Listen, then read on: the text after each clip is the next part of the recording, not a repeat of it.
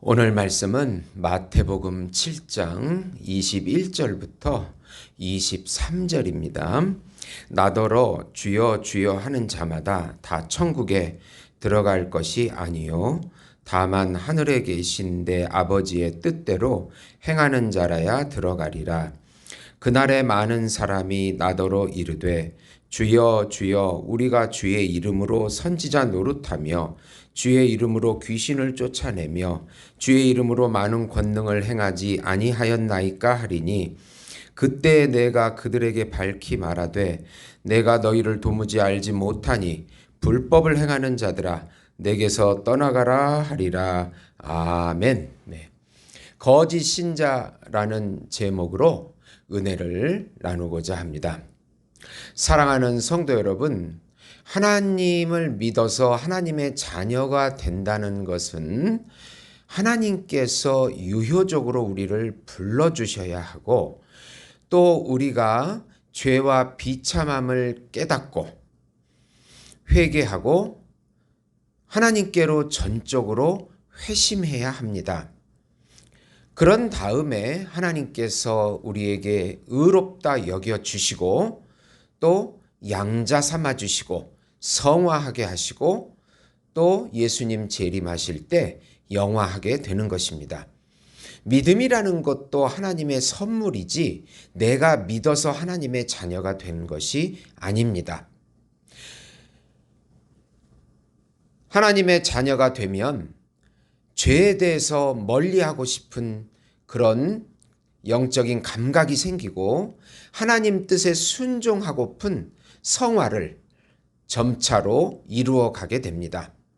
하나님의 말씀을 받고 마음에 새기고 그대로 사는 것을 최고의 기쁨으로 여기는 사람들입니다. 웨스트민스터 제1문에 보면은 사람의 제1되는 목적은 하나님을 영화롭게 하고 영원히 그를 즐거워한다 라고 말씀합니다. 우리의 목적이 하나님을 기뻐하고 즐거워하고 영화롭게 하는 특징이 나타납니다. 성령님이 내주하셔서 성령이 주시는 열매를 마음에서부터 맺어가서 성취해 나가는 사람들입니다. 하나님의 말씀을 가장 중요한 삶의 기준으로 삼고 예배와 기도와 감사와 섭리와 그리고 확신을 어떤 환경에서도 누리는 자들입니다. 누려지는 자들이라고 말할 수 있습니다. 그런데 반대로 거짓 신자는 유효적인 부르심이 없이 스스로 교회에 들어온 자들이며 참 회심이 없고 중생이 없는 자로 하나님께서 일반적으로 은사를 주셔가지고 사용하시기도 하지만 나중에는 버림받는 사람들입니다. 거짓 신자는 자기가 정말로 신자인 줄 착각하고 있습니다. 아예 이단임은 상종을 하지 않지만 그들 속에서는 교회 안에 있으면서 거짓 영에 미혹되어 신자인 줄 알고 있다는 것입니다. 이들은 성령의 중생과 진정한 회개와 참 회심이 없고 참된 성결을 추구하지 않습니다. 하나님을 기쁘시게 하는 동기가 아니고 동기보다는 어떤 결과를 중요시합니다. 그러니까 겉만 신자이고 속으로는 자기 뜻대로 생활하고 자기 영광적이고 자기 지혜적이고 자기 충족적인 사람들입니다. 그저 종교 생활이 좋아서 교제하고 위로받고 또 자신의 공로와 노력으로 또 하나님이라고 하는 분으로부터 은혜를 받으려고 또 애를 쓰는 사람들입니다. 우선 하나님을 지식적으로 알고 있으면 거짓 신자입니다. 입으로 주여 주여라고 말합니다. 그러나 머리에서 추상적인 진리와 하나의 철학으로 하나님을 믿습니다. 그 진리가 성령을 통해서 가슴까지 내려와서 성육신 되지 않습니다. 복음서에서는 제자들보다 귀신들이 예수님을 먼저 알아보고 하나님의 아들임을 고백합니다. 하나님을 알지만 그들은 구원을 받지 못합니다. 마귀와 귀신은 3층 천국에서 예수님과 같이 산 적이 있기 때문에 예수님을 잘 알고 있습니다. 그때는 아마 예수님의 지배를 받았겠지요. 네. 아는 것으로 구원을 받을 수가 없습니다. 진정한 삶은 말씀에 대한 순종이 반드시 나타나는 특징이 있습니다. 예수님과 연합이 돼서 같이 죽고 같이 부활하고 나의 옛자를 죽이고 예수님의 새 자로 살아가는 자들이 참 신자들입니다. 그런데 그들은 하나님을 알고 자기 자아로만 살아갑니다. 두 번째로 거짓 신자는 일시적으로 기사와 능력을 행할 수 있습니다. 그 이전에 이렇게 지식적으로 하나님을 알고 있는 이 거짓 신자들이 누구들이냐면 자유주의자들입니다. 이 자유주의자들은 이성으로 하나님을 아는 자들입니다. 이성으로 예수님이 이런 분이야 라고 생각합니다. 그런데 성경에 나타난 예수님의 신성을 믿지 않습니다. 그러니까 자기식대로 예수님을 알고 믿는 사람들입니다. 네. 두 번째로 거짓 신자는 일시적으로 기사와 능력을 행할 수 있습니다. 하나님은 발람이라는 이방 선지자도 잠시 사용하셨습니다. 돈을 받고 거짓 예언을 하려 하자 성령이 역사해서 이스라엘을 축복해 버립니다. 사울도 악령이 충만하다가 성령이 충만해지면 다윗을 용서하고 사랑합니다. 하나님은 교회를 위해서 은사를 주십니다. 그 사람의 능력이 아닙니다. 잠시 사용하다가 버림받습니다. 구원을 받아서 그런 것이 아니고 일반 은총적으로 은사를 주셔가지고 그렇게 하나님께서 역사하다가 버림을 받는 것입니다.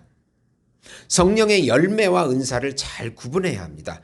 열매는 진리 속에서 진액을 빨아들여 오랜 시간 걸려서 조금씩 열매를 맺어갑니다. 이것을 성화라고 합니다. 그러나 은사는 크리스마스 추리에 선물을 다는 경우입니다.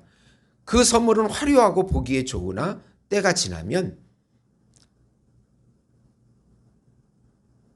나무에서 분리되어서 땔감으로 버려집니다. 거짓 신자는 일반 은총적으로 은사만 쫓다가 교만해져서 버림받는 특징이 있습니다. 이런 부류의 사람들이 신비주의자들입니다. 이적만 쫓아가고 이적을 구원의 표로 삼는 자들입니다. 이들은 반드시 교만해집니다. 결국 반드시 은사가 없어도 열매를 맺는 신자가 참 신자입니다. 그리고 은사를 받은 참 신자는 교회를 위해서 사용하지 자기를 위해서 사용하지 않습니다. 은사가 있어도 겸손합니다. 성령의 열매가 그 은사를 하나님의 뜻대로 사용하도록 이끌어주기 때문입니다. 성령이 내주하시면 성령의 9가지 열매가 점점점 나타나기 때문에 교만해지지 않고 하나님께 영광을 돌리는 것입니다. 또 알미니안주의 계통의 사람들이 있는데 이 사람들은 자기 의지로 구원을 얻으려고 하는 사람들입니다. 하나님의 부르심이 없이 자기가 하나님을 노력과 공로로 만날 수 있다고 구원을 얻을 수 있다고 착각하는 사람들입니다. 이들도 거짓 신자들입니다. 그러나 겉으로 보기에는 교회를 위해서 열심히 일하기 때문에 구분하기가 어렵습니다. 세 번째로 거짓 신자는 하나님의 심판을 받습니다. 거짓 신자는 자기가 진짜인 줄 알다가 하나님의 심판을 갑자기 받습니다.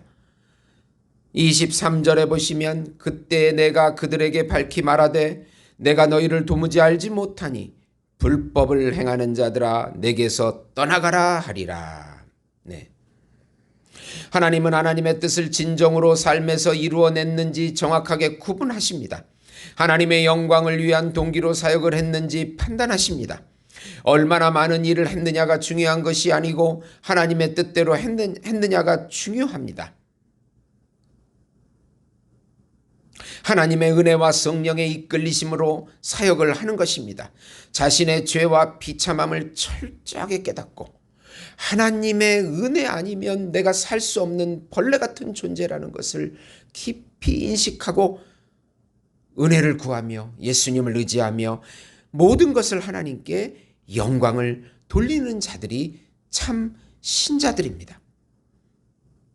거짓 신자들은 이러한 특징이 나타나지 않습니다. 자기가 했다고 자기를 강조하고 자기가 영광을 결국은 받습니다. 마태복음 7장 23절 그때 내가 그들에게 밝히 말하되 내가 너희를 도무지 알지 못하니 불법을 행하는 자들아 내게서 떠나가라. 하나님의 선택을 받지 않고 교회에 들어온 거짓 신자들은 거짓 확신 속에 빠져서 결국은 지옥 형벌을 받게 되는 것입니다. 천국과 지옥은 성경에 반드시 존재합니다. 왜냐하면 하나님의 공의의 속성이 있기 때문입니다. 공의의 속성은 죄에 대해서 반드시 죄값을 치러야 하기 때문이라도 지옥은 존재해야 하는 것입니다. 사랑하는 성도 여러분,